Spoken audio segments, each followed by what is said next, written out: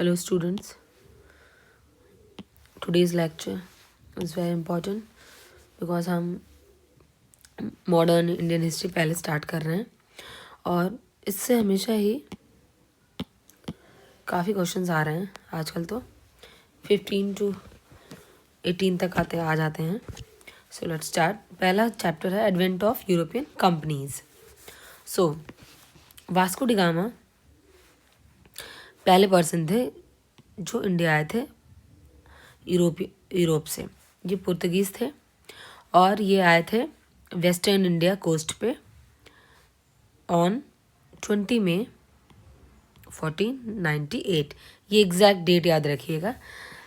UPPCS, MPPCS, BPSC, UKPSC इन सब में specialised facts important ज़्यादा रखते हैं। अब तो UPSC भी पूछने लग गया है, so remember. Okay, then he was led by Gujarati guide name is Ahmad Abdin मजीद।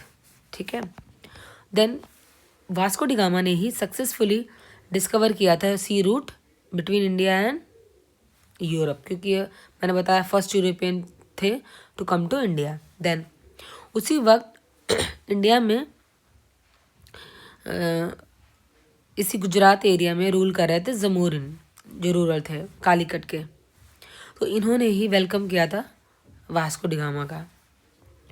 सो जब वास्को डी गामा आया इंडिया, उसके बाद में एरा स्टार्ट हो गया of trade between Portuguese and India.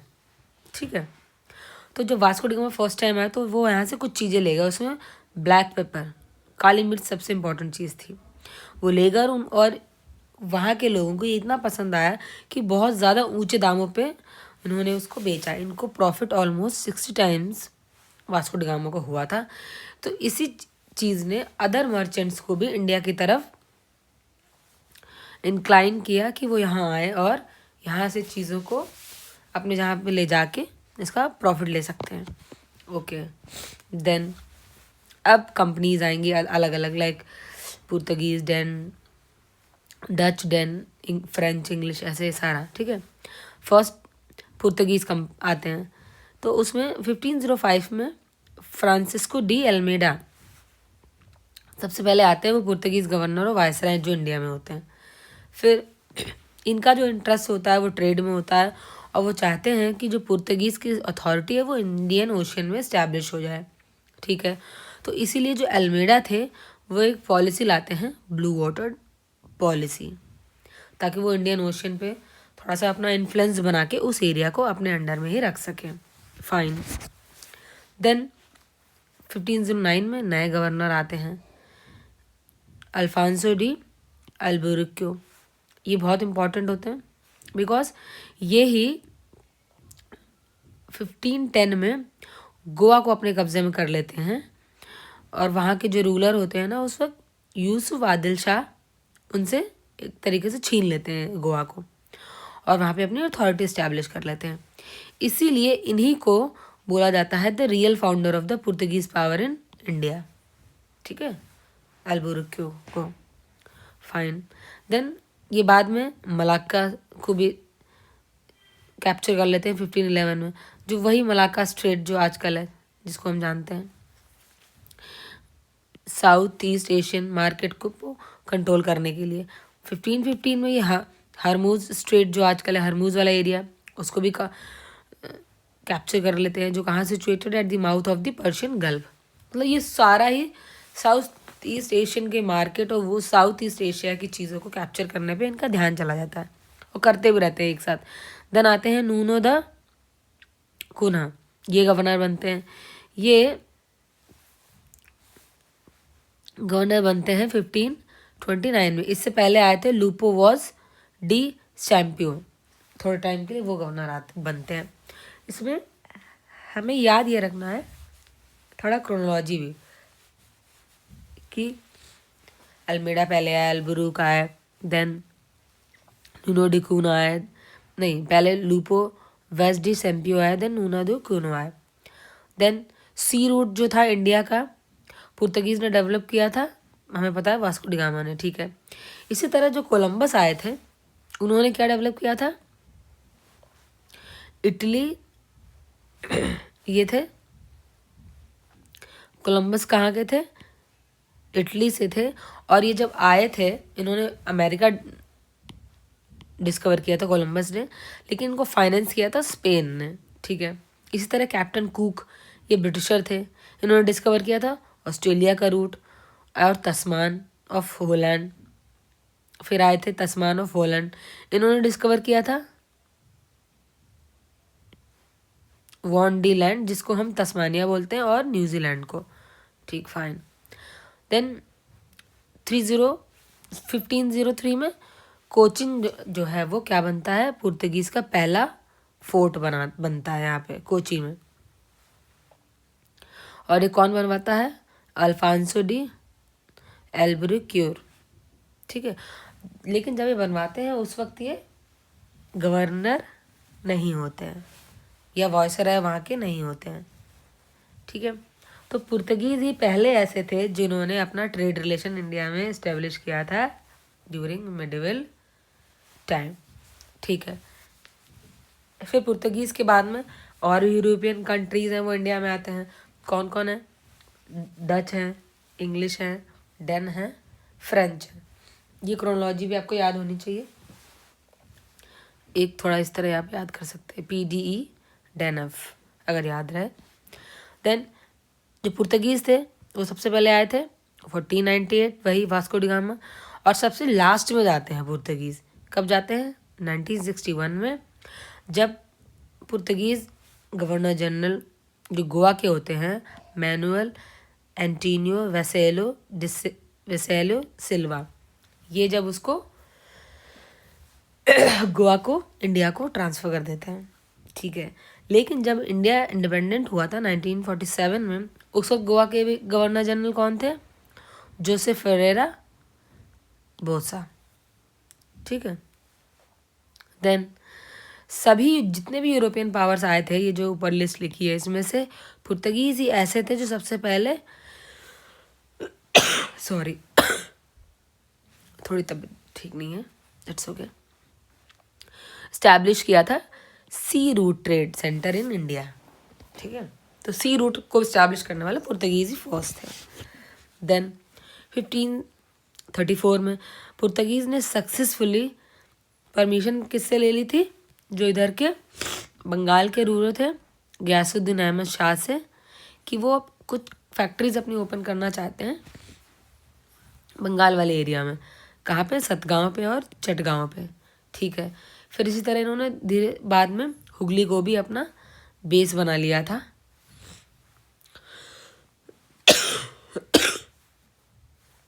Sorry, और वो वहाँ से कई सारी प्लंडरिंग एक्टिविटीज़ को अंजाम देते थे बे ऑफ बंगाल वाले एरिया में, मतलब बहुत सारी लूटपाट वाली चीज़ों को। देन 1632 में जो मुग़ल किंग थे उस वक्त शाहजहाँ थे, उन्होंने जितने भी हुगली में इस्टेब्लिशमेंट थे पुर्तगीज़ के, उन सबको ख़त्म कर दिया, तोड़ दिया, डिस्ट्रॉय कर दिया, और बहुत सारे पुर्तगीज़ रेजिडेंट्स को कैप्चर कर लिया, ठीक है। फिर उसके बाद में क्या होता है? फिर उसके बाद में एक फैक्ट्री हेड होते हैं जॉब चरनॉक,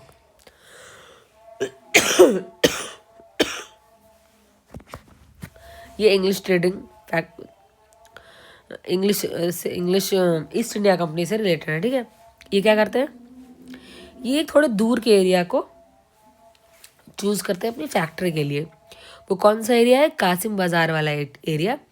और सेलेक्ट करते हैं सूतानूती को as a place for factory, और ये हुगली को नहीं करते हैं जानबूझ के। इसीलिए बाद में ये इसी एरिया को, सूतानदी वाले एरिया को डेवलप कर देते हैं as a city of Kolkata, और यही ये बाद में इंग्लिश का कोलकाता में बेस बनता है, ठीक है। देन 1602 में डच आते हैं। डच का जो पार्लियामेंट है वो एक यूनाइटेड ईस्ट इंडिया कंपनी को इस्टेब्लिश करता है, और काफ़ी सारे गिल्ड्स उसमें पार्टिसिपेट करते हैं ट्रेड मोनोपोली को स्टैब्लिश करने के लिए, इंडिया में टेरिटरीज को जीतने के लिए एक अपना पूरा चार्टर बना के लाते हैं, ये करेंगे यहाँ के, ठीक है। इनका जो ईस्टर्न सेंटर था वो सबसे पहले बनाते हैं बटाविया, जो अभी जकार्ता में है। फिर ईस्टर्न एम्पायर जो डच का था वो ऑपरेट और एडमिनिस्टर करती है यही कंपनी, और इसके जो पार्टनर्स होते हैं वो वर्क करते हैं एज ए प्राइवेट ग्रुप की तरह। तो जो डच है वो पहला अपना फोर्ट कहाँ पे बनाते हैं बाद में 1663 में, मॉडर्न कोची में, फोर्ट विलियम जिसको हम अभी भी जानते हैं, इसको कोची में बनाते हैं पुर्तगीज़ को हरा के, ठीक है भाई। उसके बाद में 1814 में ब्रिटिशर्स होते हैं, वो भी अपना एक सेटलमेंट बनाते हैं कोची में, ठीक है। देन जब 1600 स्टार्ट हुआ था तो जो ट्रेडिंग कंपनी थी ईस्ट इंडिया कंपनी, जिसको हम the governor and the company of the merchants of London trading into the east Indies, वो उसको फाउंडेड बाय इंग्लैंड, ये इंग्लैंड वाली कंपनी थी जो उसको हम ईस्ट इंडिया कंपनी बोलते हैं। उस वक्त इंडिया में किंग कौन था? अकबर। और बाद में जो एक कंपनी बनी 11th कंपनी, इसको चार्टर में रहा था for land trade with India, ठीक है। फिर जहांगीर का एरा आता है। 1611 में ईस्ट इंडिया कंपनी है वो अपनी टेम्परेरी एक फैक्ट्री बनाने में सक्सेसफुल हो जाती है, कहाँ पे? मछलीपट्टनम में। लेकिन इन्हें तो चाहिए थी परमानेंट, तो परमानेंट के फर्स्ट फैक्ट्री अपनी बनाते हैं 1613 में, कहाँ पे? सूरत में, ठीक है। फिर डच क्या करते हैं? इसी तरह डच अपनी पहली फैक्ट्री बनाते हैं कहाँ पे? सूरत में इन 1616 में। बाद में फ्रेंच भी बनाते हैं यहाँ पे 1668 में। फिर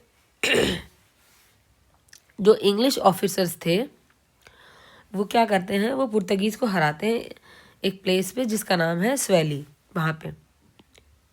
और उस स्वेली का क्या, कौन से ऑफिसर्स थे? थॉमस बेस्ट, जो पुर्तगीज़ को डिफीट देते हैं स्वेली के पास में, ठीक है। देन 1662 में जो ब्रिटेन के किंग होते हैं चार्ल्स सेकेंड, वो उनकी शादी होती है पुर्तगीज़ प्रिंसेस से, कैथरीन से। तो उनको, क्योंकि उस वक्त मुंबई वाले एरिया में पुर्तगीज़ रूल कर रहे थे तो ये वाला एरिया उन्हीं के पास था। लेकिन जब उनकी प्रिंसेस की मैरिज होती है ब्रिटेन के प्रिंस से, तो मुंबई को वो डाउरी में गिफ्ट कर देते हैं प्रिंस को।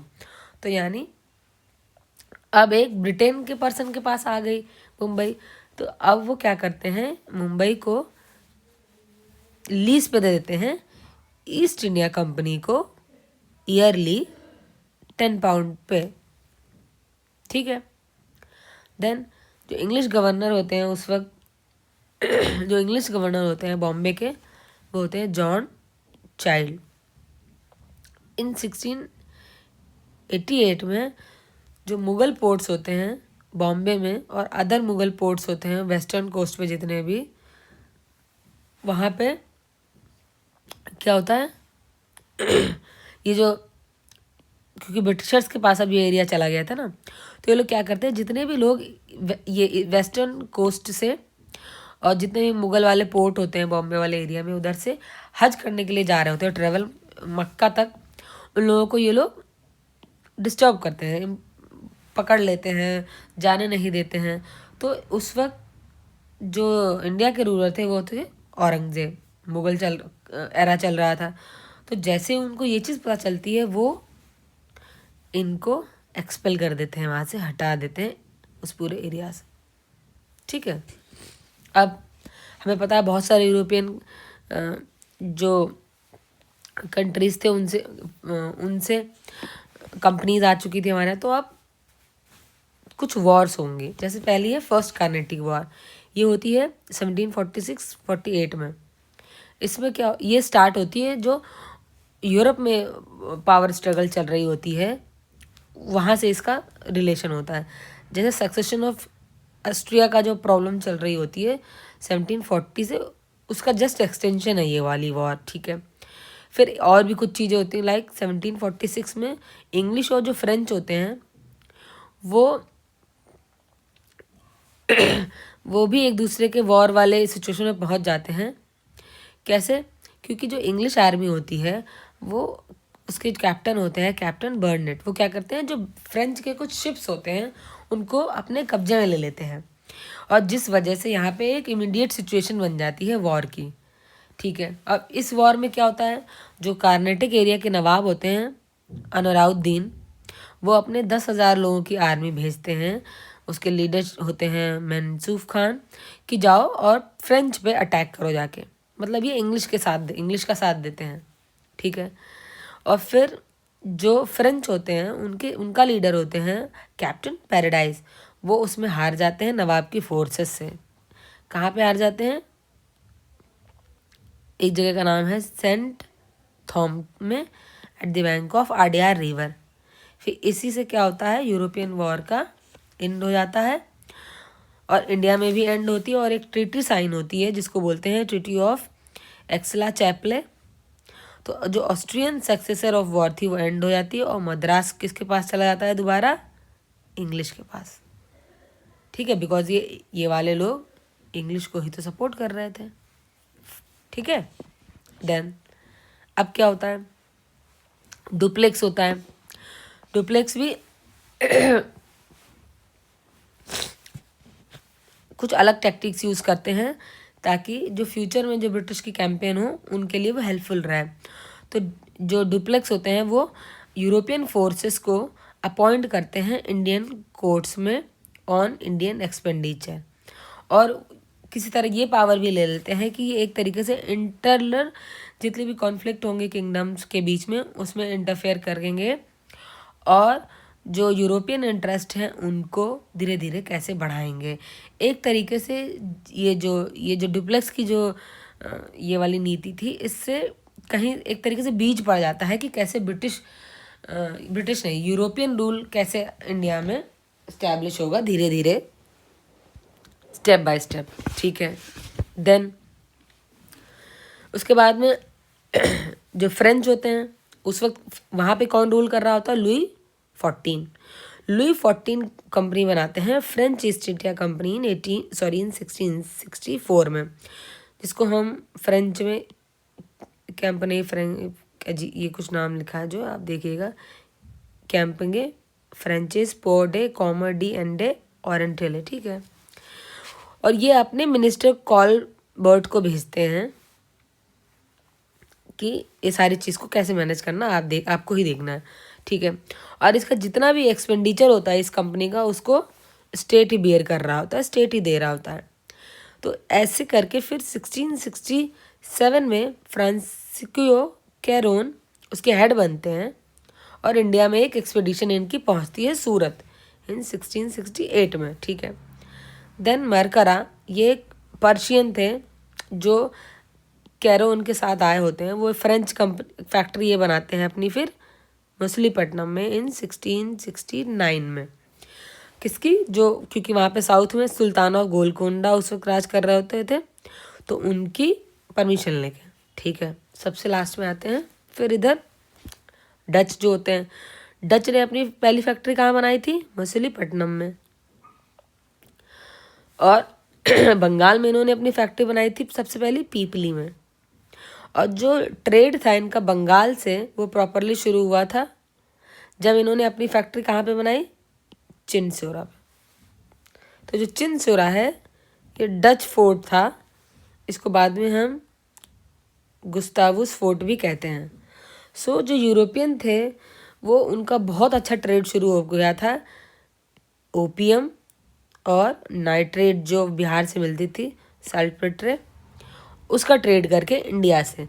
सो इसी टाइमिंग में बिहार भी फेमस हो गया था ओपियम प्रोडक्शन के लिए ड्यूरिंग द ब्रिटिश रूल। ठीक है, इस लेक्चर में इतना ही है। सो इजी है बट इम्पॉर्टेंट है, देख लिया हमने। So thank you for watching, keep like and subscribe my channel.